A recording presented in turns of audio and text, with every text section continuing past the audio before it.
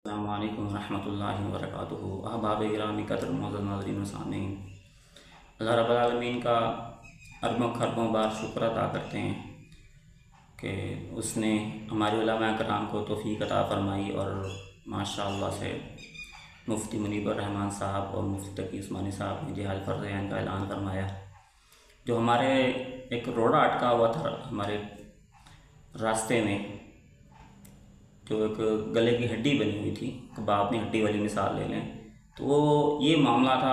लोग इस हिसाब से बाहर नहीं निकल पा रहे थे। हमारे पहले 7 महीने लगातार ये हर जुम्मतुल मुबारक यहाँ अपने लोकल लेवल पे एक ज़रिए से लगातार तो ये इल्तिजा करता रहा कि उलमाए कराम मैदान अमल में आएँ और एक तो शहादत के मौजू पे, दूसरा जहाद की फ़र्ज़ियत, अहमियत और अल्लाह रब्बुल आलमीन की तरफ से जो इनामात व करामात हैं, इस हवाले से हमारी नौजवान नस्ल को मोटिवेट करें, वो बताएं, वो शान बताएं, वो अल्लाह पाक की मेहमानियाँ बताएं वो। और दूसरी मेरी ये लाइन थी बेसिक के मुफ्तियान कराम फतावा जारी करें। ये 2 लाइनें ज़ुबान पे थीं। एक उलमा कराम मैदान अमल में है, हमारी नौजवान नस्ल को ख़ास तौर पर जिहाद और शहादत के मौजू पे बयानात सुनाएं, उन्हें मोटिवेट करें, इंस्पायर करें, क्योंकि हमने पिछली 3 से 4 दहाइयों में इस मामले में तो जैसे वो वैसे सांप सूंघ जाने वाली बात है, तो ये लफ्ज़ सुन के सांप सूंघ जाता था। और मुफ्तियान कराम फतावा जारी करें। अब अल्हम्दुलिल्लाह ये एक मंजिल तय होगी, लेकिन अब इसके बाद अब फतावा जारी होने के बाद काम ख़त्म नहीं हुआ।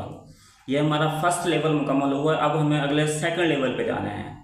अब फतावा जारी होने के बाद फौरी तौर पर ही अगला कदम उठाना है, और वो ये है कि अब हमारी गवर्नमेंट, जब ये डिक्लेयर हो गया पूरे वर्ल्ड के ऊपर कि ये जिहाद फ़र्ज़ ऐन हो चुका है, मैंने आपने सब ने सुन लिया है, तब इसके बाद यहाँ बैठे रहने का क्या तुक बनता है। या तो हमारी गवर्नमेंट को अब हमने ये रिक्वेस्ट करते हैं पब्लिक सारी कि हमारी आर्मी को चाहे जो मर्ज़ी अंदाज हो, अल्लाह रब्बुल आलमीन ने हमारा कोई उज़र कबूल नहीं करना। ठीक, अगर कुछ मामला ऐसे हैं भी कि हम अपनी आर्मी को नहीं भेज सकते, तो फिर गवर्नमेंट से मैं अपील करता हूँ कि आप हमें भिजवाइए। ये सबसे पहले ना, जैसे अफ़गान रशिया जंग में यहाँ मुजाहिदीन फोर्सेस को तैयार किया गया, नौजवानों को ट्रेनिंग दिलवाई की, ज़रूरी जो है असला चलाने के लिए है या बाकी हुए मामला होते हैं। तो अब एक मामला तो ये भी है कि हमें फ़लस्तीन के लिए भी खड़े होना है, लेकिन एक दूसरा मामला भी है, और वो है अब इस वक्त हम सबको मालूम है कि वर्ल्ड वार 3 हमारे सर पे खड़ी है। हदीस मुबारक में हैं, चाहे वो यहूदी और ईसाई हैं, उनकी मुक़द्दस किताबों में हैं, और हर वो आर्मेगेडोन के नाम से है, ये बहुत सारी, यानी अब हमारे आंखों के सामने है कि वर्ल्ड वार 3 शुरू समझे हो चुकी है और होनी ही होनी है। तो इस वक्त अब हमें ज़रूरत पड़ गई है अपनी नौजवान नस्ल को रिज़र्व फोर्स की ट्रेनिंग दिलवाने की। इसराइल में देख लीजिए कि 9 लाख के करीब रिज़र्व फौज है उनकी।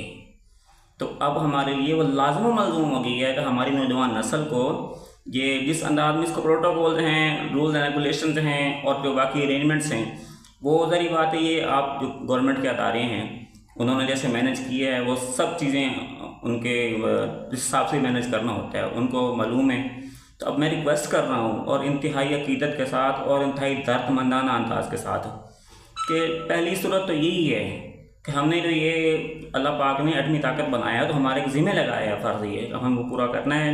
तो इस मामले में यह है कि बस जो मर्ज़ी हो, आप इंटरनेशनल लेवल पे अब जना वो आप हर कदम उठाना है। अमेरिका खुदा नहीं है, अभी आप देख लें यमन की हिम्मत को देख लें, उसी पर अपना उससे इंस्पायर थोड़ी सी हो जाएँ, थोड़ी सी उससे मोटिवेशन ले लें, तो उससे तहरीक ले लें, सबक ले लें उससे। जो बेचारे वो कहत ज़दा मुल्क है, इन्होंने सब कुछ तबाह कर दिया। उनका हॉस्पिटल्स हैं, जो उनकी वो एयरपोर्ट हैं या दूसरी ऑयल के कुएँ वगैरह और फैक्ट्री सब उड़ा दी हैं, ना बिजली वहाँ रही है ना पीछे। और लेकिन फिर भी उन लोगों ने ये कहा कि बॉम्ब मार के इस पूरे यमन को सफासी से मिटा, हम फिर भी नहीं हटेंगे।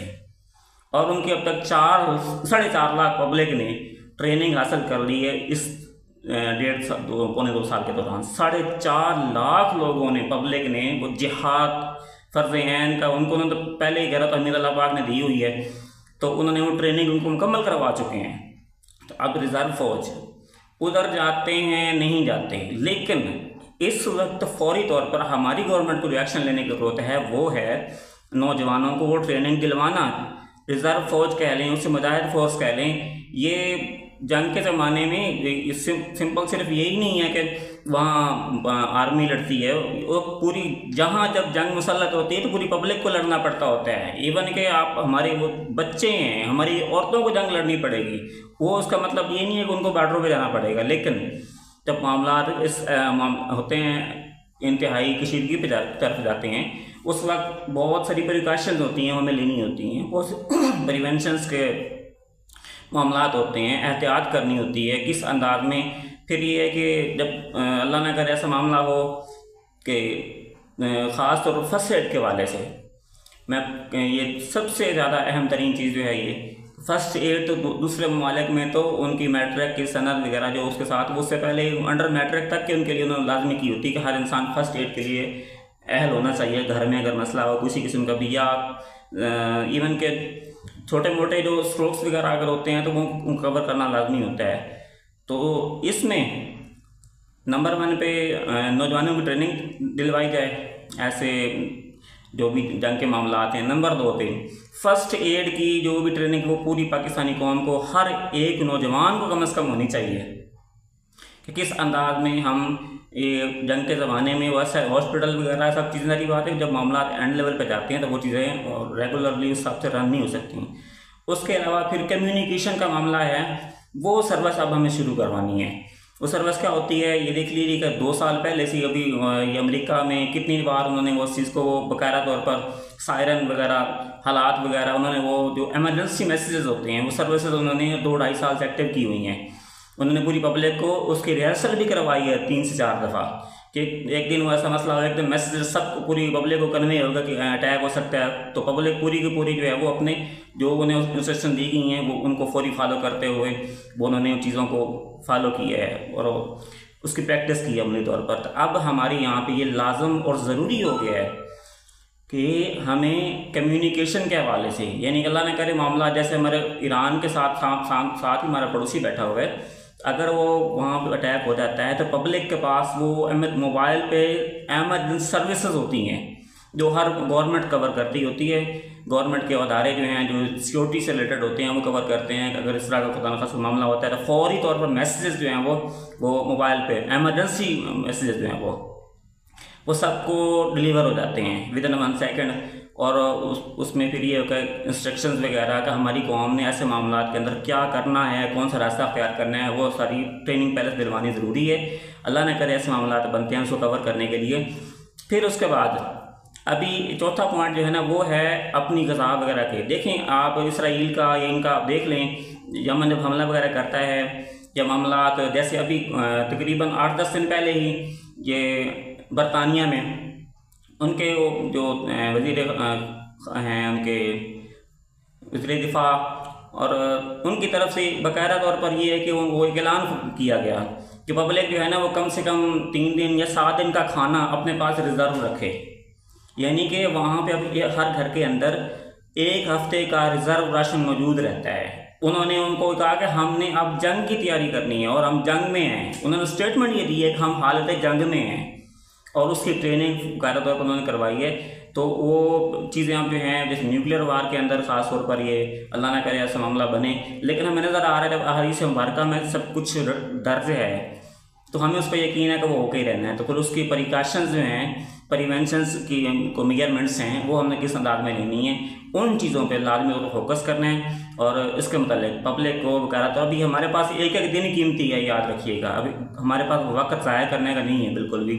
तो मैं गवर्नमेंट से इंतहाई उस अकीदत के साथ और उस दर्दमंदाना मामलात के साथ कि चलें बाकी किसी के जहन में नहीं आ रहा, अगर मेरे जहन में आया तो मैं इसको डिलीवर कर दूं ताकि हमारी पब्लिक इसको लिए जो मामला जो भी हैं बाकी दुनिया को, उन्होंने शेल्टर्स तक बनाई हुई, इसराइल है, अमेरिका है या रशिया है, तो उन्होंने अपने वो ज़ेर ज़मीन बनाते हैं शेल्टर्स वगैरह, तो वो तक बनाई हुई हैं।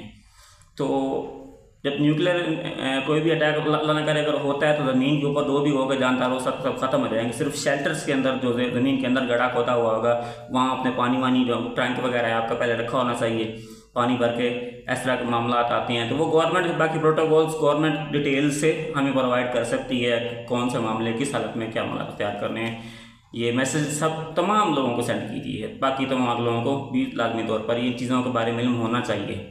अब ये हमारी बका की जंग है, ये ऐसा नहीं है कि लाजिम नहीं है चलो जी उस 10-20 ने कर दिया, अगर मैंने 10 लोगों ने नहीं किया, नो नॉट एट ऑल।